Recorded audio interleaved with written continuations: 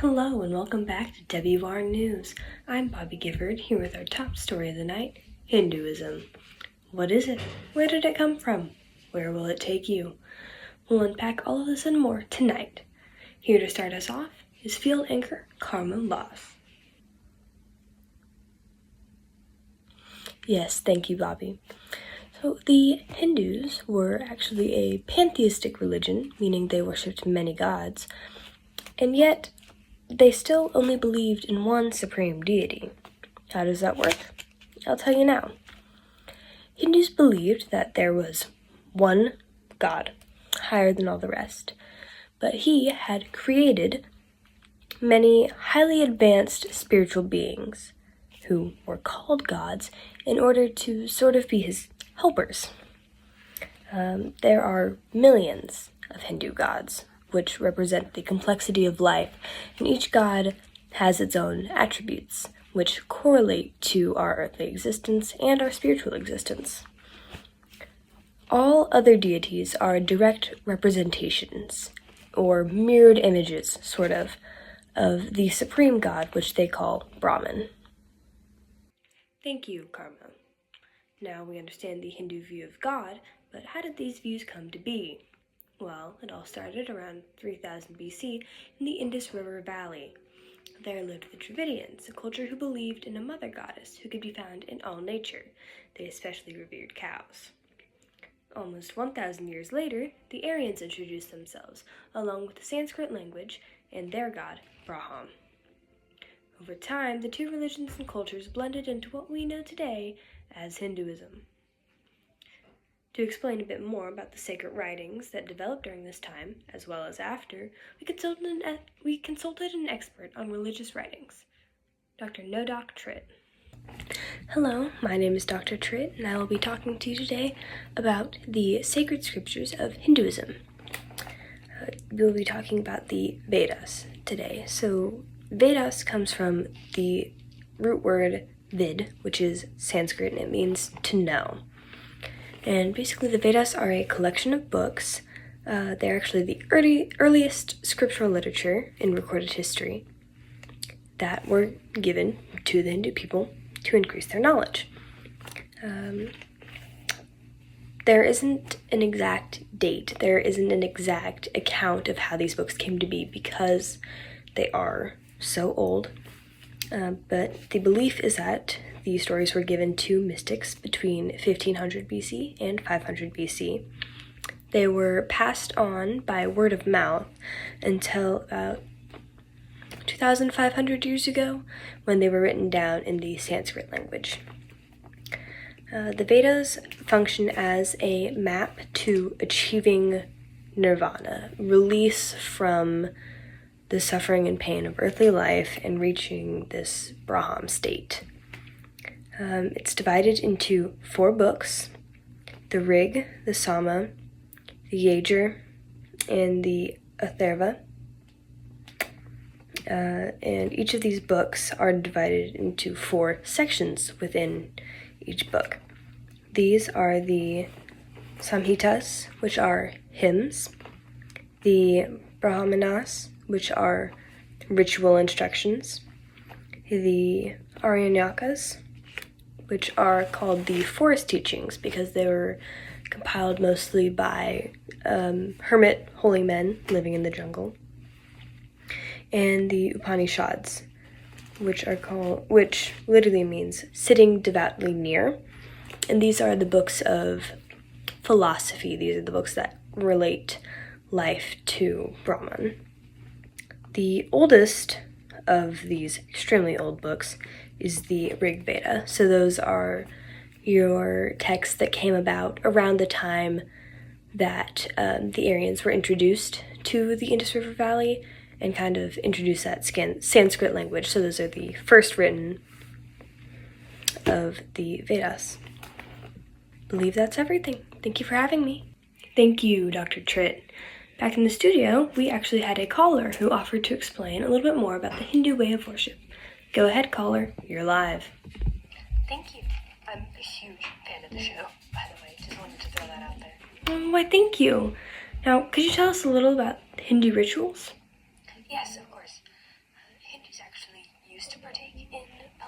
temples, but have since taken on a more private approach called puja. You can do your puja in a public place, such as a temple, or you could just do it in your home. Fascinating. So if you can do puja at home, what are temples for? Hindu temples are places of worship and enlightenment. There are many, many temples, each dedicated to a particular deity. You can visit a temple of your choosing and leave offerings. In return, you hope to receive whatever knowledge that deity bestows. There are often people chanting and playing music in these temples, as certain songs, when played at certain specific times of day, are actually considered sacred. That's all very interesting. Thank you for calling and sharing that with Thank us. you for having me. And now we go back to Carmen in the field, who will tell us about the Hindu moral code. The Hindu moral code is very interesting. It is based on a system of reincarnation. Hindus believe that after you die, your soul simply leaves this physical body and moves to another, and this process is repeated until your soul has learned all of the lessons that life has to give in order for you to reach nirvana, which is complete enlightenment and basically this state of being like Buddha. There are 4 sort of paths that lead to nirvana, the first being karma. Karma is the belief that it's sort of what goes around comes around.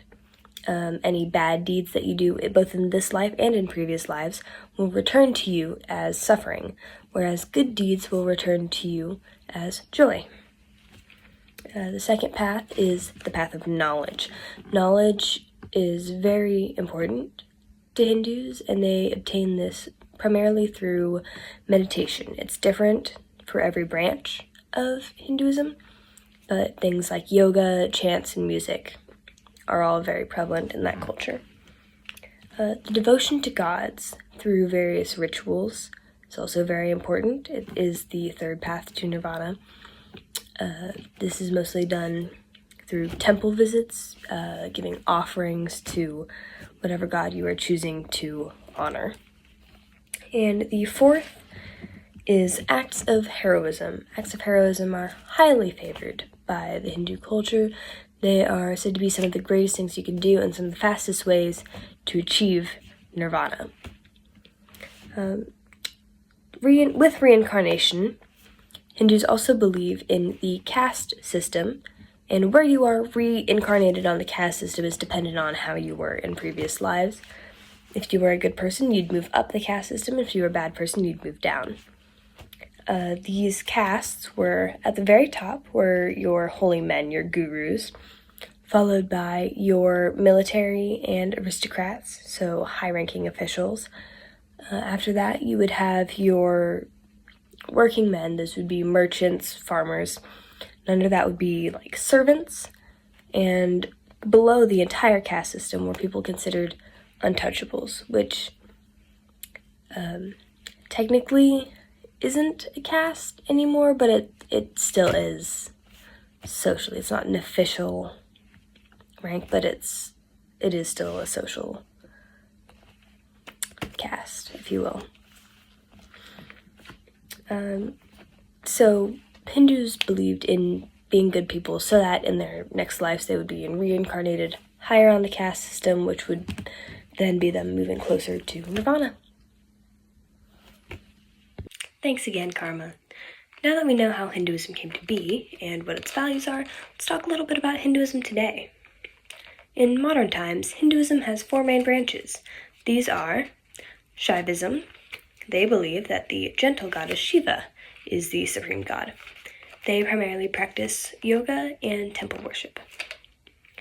The second branch is Shaktism.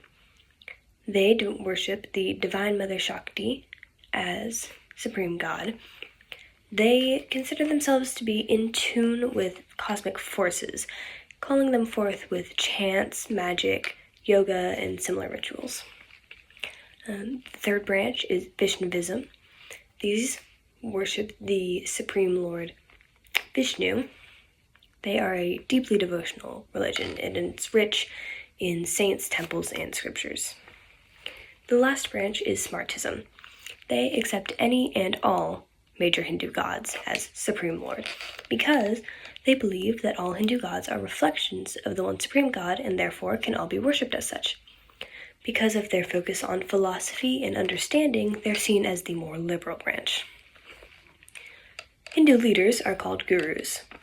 These are the holy men who, throughout the course of their many lives, have become completely enlightened and know all there is to know about reaching nirvana.